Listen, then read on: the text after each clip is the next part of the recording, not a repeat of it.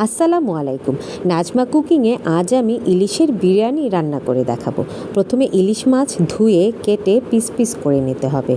লবণ, হলুদ ও মরিচের গুঁড়ো দিয়ে মাছের পিসগুলো মাখিয়ে রাখতে হবে। প্যানে তেল গরম করে মাছগুলো ছেড়ে দিতে হবে। মাছ যে যেমন ভাজা খেতে পছন্দ করে সেরকম করে ভেজে নিতে হবে। সেই মাছ ভাজার তেলে পেঁয়াজ কুচি ও কাঁচামরিচ দিয়ে নেড়ে চেড়ে নিতে হবে। হালকা ভাজা হলে পানি দিয়ে আবারও কিছুক্ষণ রান্না করতে হবে। 2 চা চামচ মরিচের গুঁড়ো দিয়ে মাছগুলো ভালোভাবে কষিয়ে নিতে হবে। কষানো হলে মাছগুলো তুলে সেই মশলা আগে থেকে ধুয়ে পানি ঝরিয়ে রাখা পোলাওয়ের চাল দিয়ে দিতে হবে। আদা বাটা ও রসুন বাটা 1 চা চামচ, স্বাদ মতো লবণ দিয়ে ভালোভাবে নেড়ে নিতে হবে। গরম পানি দিয়ে ঢেকে দিতে হবে। চাল ফুটে এলে কষিয়ে রাখা মাছগুলো ভেতরে দিয়ে আবারও ঢেকে দিতে হবে।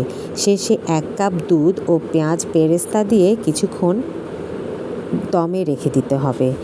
গরম গরম পরিবেশন করুন দারুণ স্বাদের ইলিশের বিরিয়ানি। ফলো এবং সাবস্ক্রাইব করতে ভুলবেন না যেন। ধন্যবাদ।